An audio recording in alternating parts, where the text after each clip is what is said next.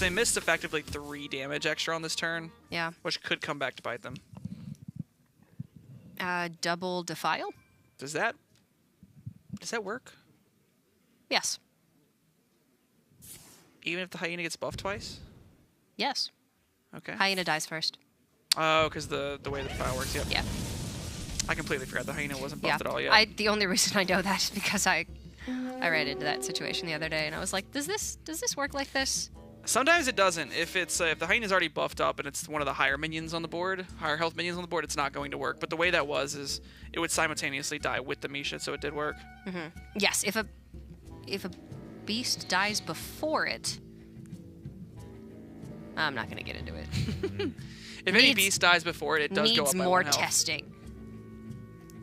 We've not been seeing hyenas in the meta all that much.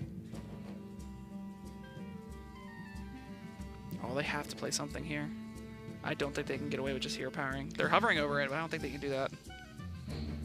Seems like they just have to drop the Dire Mole. As weak as that is. It's inefficient. And it does mean that Barry can just take a turn to put up Mountain Giant, put up Twilight Drake. They can tap if they want. They know a kill command is gone. I think I would rather see the Mountain Giant here. There's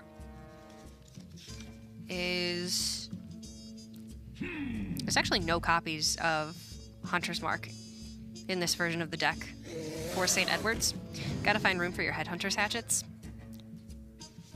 So the Mountain Giant would just be a big threat that is not really answerable. Ooh, and missed 1 health from that Twilight Drake. Yeah, they tap in last again. I can see it in their faces. After they make the play, they just kind of realize. I think they were debating whether or not to life tap, and they said they were probably discussing within the team like, hey, we probably shouldn't life tap because we're getting low and we're against Hunter. The only issue with that is you really don't have things to help you sustain. So you're going to need to life tap to find something like this Hooked Reaver. Yeah, in order to carry the game along. Spellstone.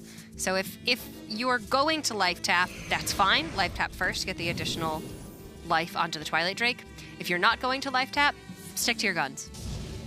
You can justify in either case. But Barry, just playing this maybe a little bit quick, maybe a little bit of inexperience as well. But the more that you play Warlock, the faster you learn that tapping last will just get you made fun of mercilessly by Twitch chat. This is getting pretty close to lethal damage.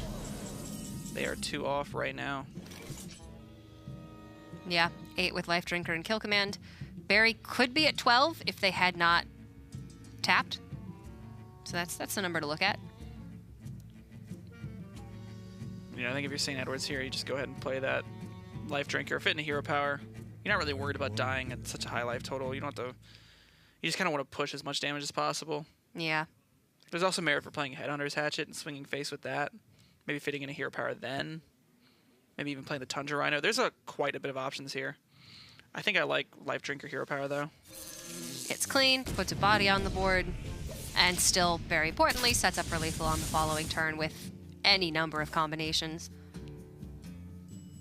And that is not Spellstone. Barry can go back up to 8, but St. Edward's has exactly 8 with Life Drinker and Kill Command. Had Barry had 2 more life here, had they not tapped, their draws wouldn't have been affected whatsoever. They didn't find Shroom Brewer, they didn't find Spellstone. Nothing that could have bailed them out, but they would have had maybe another turn to find a Shroom Brewer or to find a Spellstone. Yeah, and then St. Edward's also could have maybe played it a little bit different. Like, for instance, they didn't necessarily need to hero power that turn. They could have played the Headhunter's Hatchet, and then they would have had the extra 2 damage to make up that life tap on the future turn because they would have gone Life Drinker, Kill Command, and then swung with the Headhunter's Hatchet. So there was some merit to playing that Hatchet on the turn before.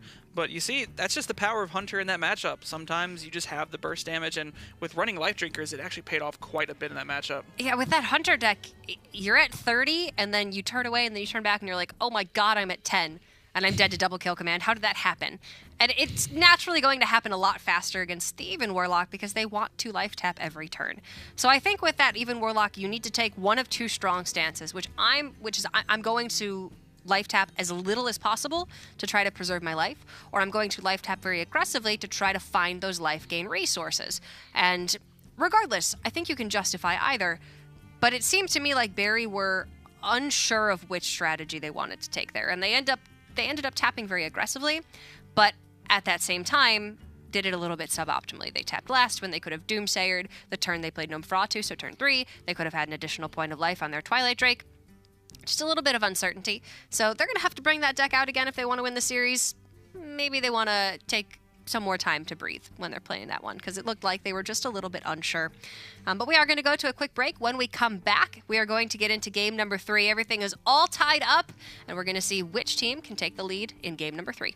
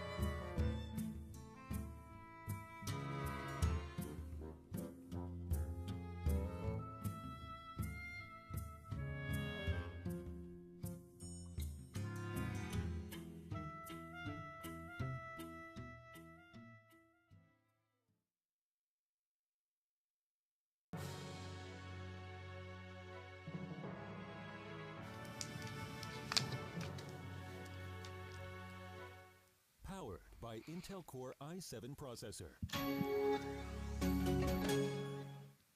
We're all tied up here in match number 3 of week number 2, day number 1 of the Hearthstone Collegiate Championships. My name's Cora. I'm joined by Dr. J, and Barry and St. Edwards now have the opportunity to take the lead here in this series. Barry's gotten a win with their Hunter. St. Edwards also has gotten a win with their Hunter. Very similar lists, minor differences, but the same aggressive archetype. And that leaves Barry with Even Warlock and Xerix Priest, and St. Edwards with Control Priest and Aggro Odd Mage. 4 very different decks here. And at first glance, Jay, do you think that either of these teams has an advantage? I'm going to put you on the spot. I want to say Barry has the advantage because overall I don't necessarily like Aggro Odd Mage. I think it's a very weak deck overall. I'm not a huge fan of it. Okay. So Ray C will be very upset to hear you say that. I know he'll be very upset, but he can be upset. As for Barry, they're going to want to get the I think the Warlock is where their room for struggle could be, just because they don't have, I would say, optimal techs inside of the deck, and it's going to be a pretty weak matchup that they have here going into the Control Priest. I think the Priest for their Barry side is going to be fairly straightforward to get a win. I don't think I'm necessarily worried about them getting a win there. I think it's going to be this Warlock that, if anything struggles, it'll struggle for them. And then for St. Edward's, I think it's going to be the Odd Mage now that they've hit this matchup. I think this matchup's pretty good for them. Okay. Wouldn't be surprised to see them keep the Twilight Acolyte just to have an answer for that Mountain Giant. And if you have an answer for the Mountain Giant in the early game, you're pretty set in this matchup. Yeah, this is a matchup that I played quite a bit